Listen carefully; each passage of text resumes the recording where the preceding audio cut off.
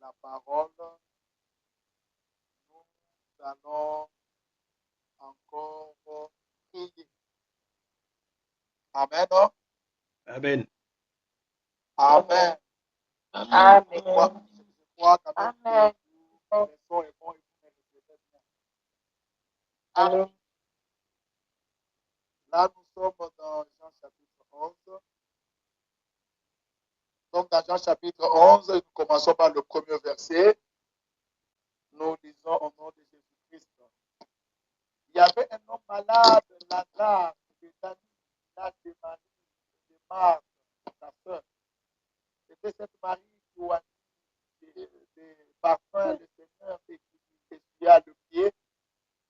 Et c'était son frère Lazare qui était malade. Le Seigneur envoyait à Jésus, Seigneur, voici, celui que tu aimes est malade. Après avoir entendu cela, Jésus dit que cette maladie n'est point à la mort, mais elle est pour la gloire de Dieu, afin que le Fils de Dieu soit glorifié par elle. Donc, je suis Marthe, sa sœur, sa sœur, et Lazare, lors, donc, après que Lazare était malade, il resta 2 jours encore dans le lieu où il était. Et il dit ensuite aux disciples, retournons en Judée. Les disciples lui disent, Rabbi, les Juifs tout récemment cherché à te lapider. Et tu retournes en Judée. Jésus répondit, n'y a-t-il pas 12 heures au jour? Si quelqu'un marche pendant les jours, il ne bronze point parce qu'il voit la lumière de ce monde. Mais si quelqu'un marche pendant la nuit, il bronze parce que la lumière ne va.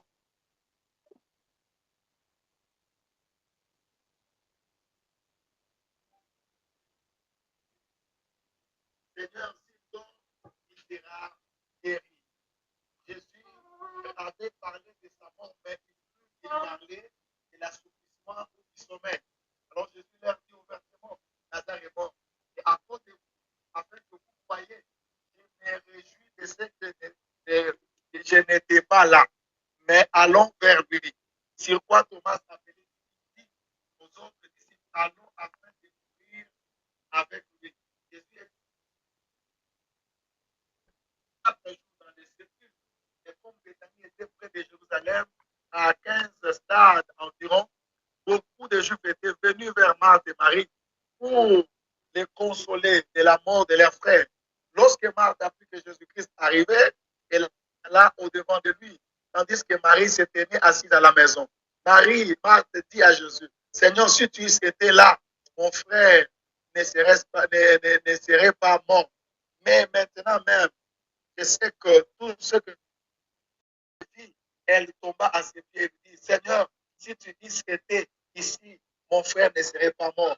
Jésus, la voyant pleurer, elle et les Juifs qui étaient venus avec elle frémit en son esprit et fit tous émus et dit, où l'avez-vous mis, Seigneur? Lui répondit-il, viens et vois. Jésus pleura sur quoi les Juifs dirent comment il aimait. Et quelques-uns d'entre eux dirent, lui qui a ouvert les yeux de l'aveugle ne pouvait pas faire aussi pour cet homme qui ne mourrait point. Jésus frémissait de nouveau en lui-même, se rendit au petit une grotte et une pierre était placée devant. Jésus dit, ôtez la pierre. Marthe, la sœur du mort, lui dit, Seigneur, ils sont déjà, car il y a 4 jours qu'il est là. Jésus lui dit, ne t'ai-je pas dit que je suis? Si tu crois, tu verras la gloire de Dieu. Ils ôtèrent donc la pierre et Jésus leva grâce de ce que tu m'as exaucé. Pour moi, je savais que tu m'as exaucé, tu m'exauces toujours. Mais j'ai parlé à cause de la foule qui m'entoure, afin qu'ils voient que c'est toi qui m'as envoyé. Ayant dit cela, il cria d'une voix forte, Lazare sort. Et les morts sortis, les pieds et les mains liés, des bandes et le visage enveloppés d'un linge. Jésus leur dit de lier-les et laisser-les aller, parole du Seigneur. Donc, que Dieu bénisse à la lecture de la parole, bien que c'était tellement une longue lecture. Que Dieu vous bénisse. Amen. Amen. Ce soir, je vais partager avec vous sur un thème intitulé Jésus-Christ, la résurrection et la vie. Un sous-thème. Parce que notre grand thème, c'est débloquer l'impossible. Amen. Amen. Amen. Amen. Voilà. Amen. Bien-aimés dans le Seigneur, je pense bien que vous avez toujours l'habitude de lire ces textes. Mais ce soir, il y a une pensée particulière et une bénédiction que Dieu va donner à chacun de nous qui est connecté et qui est ensemble avec nous dans cette prière. Là, vous connaissez bien l'histoire de notre frère Lazare. La Bible dit que cet homme de Lazare était d'abord malade. Pendant qu'il était malade, Jésus n'était pas sous-informé, mais Jésus était informé. On l'avait quand même informé, mais Jésus n'était pas allé le même jour où on l'avait informé. Jésus a attendu encore 2 jours pour aller maintenant visiter la famille qui avait connu le problème. Pendant que Jésus était informé de la maladie, Jésus ne s'était pas soucié d'abord de la maladie, mais il a attendu que Lazare puisse mourir. Et quand Lazare est mort, lui et ses disciples, ils se sont dit maintenant d'aller. Et ce n'était pas le même jour qu'il est mort que Jésus est venu. Il a encore attendu des jours jusqu'au 4e jour pour qu'il aille voir Lazare. Et tout le monde ne pensait pas que Lazare, qui était déjà mort il y a à peu près 4 jours, pouvait encore retrouver la vie. Bien aimé, je vais vous dire une chose qui est vraie, et qu'il y a beaucoup de gens avec qui nous prions cette nuit qui ont quitté la dimension des problèmes qui étaient faciles et le problème est devenu encore trop difficile. Peut-être que pendant que nous avons commencé ces moments de prière, les choses étaient d'abord un peu faciles, mais quand tu as monté encore en prière, ça devenait de plus en plus difficile. Laisse-moi te dire la vérité que notre Dieu prend gloire dans les choses les plus difficiles, parce qu'il est le maître des choses impossibles. Ce qui est impossible aux yeux des hommes est possible à Dieu, et tout est possible à celui qui croit. Alors, si ta situation est devenue trop compliquée et trop dure,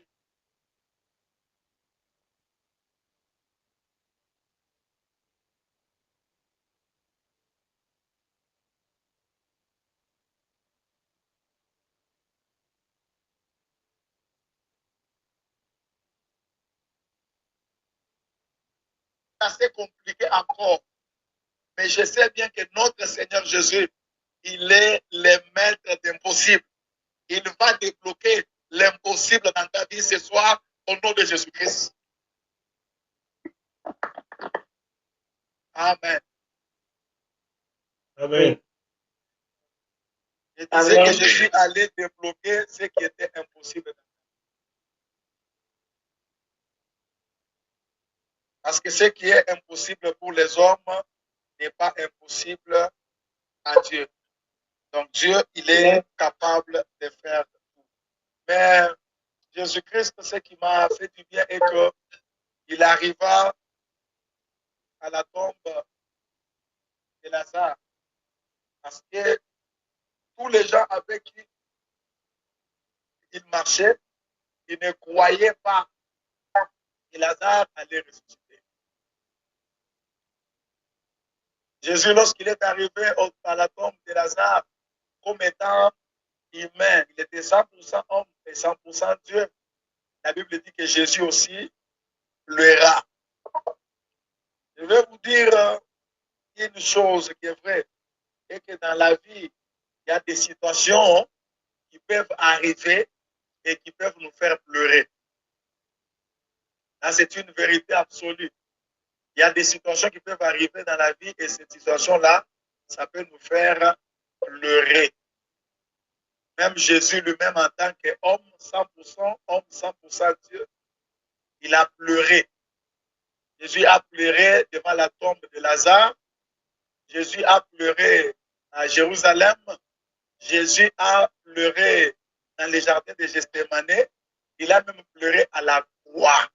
Il y a des situations dans la vie, lorsque ça arrive et c'est trop compliqué, on peut toujours pleurer. Parce que pleurer, ça peut nous faire dégager. Mais ce qui est important est que, après avoir pleuré, nous devons prendre courage. Parce qu'on ne doit pas rester éternellement en pleurant, rester en train de pleurer et de se lamenter. Et surtout, ce que je peux vous dire, c'est que même si tu pleures, tu peux arriver à une dimension où tu peux pleurer. Ne pleure pas seulement devant les hommes, mais il faut pleurer devant celui qui peut t'exaucer. Alléluia. Parce que pleurer devant Jésus-Christ, hein, c'est montrer vraiment que vous êtes émotionné. D'abord, vous êtes ému de votre problème. Parce que plusieurs personnes, ils prient, mais ils ne prient pas avec émotion, ils ne prient pas avec concentration, ils ne prient pas, ils ne prennent pas leur situation au sérieux. C'est pourquoi certaines situations dans la vie demeurent. Mais des fois, pleurer devant Dieu, ce n'est pas un problème.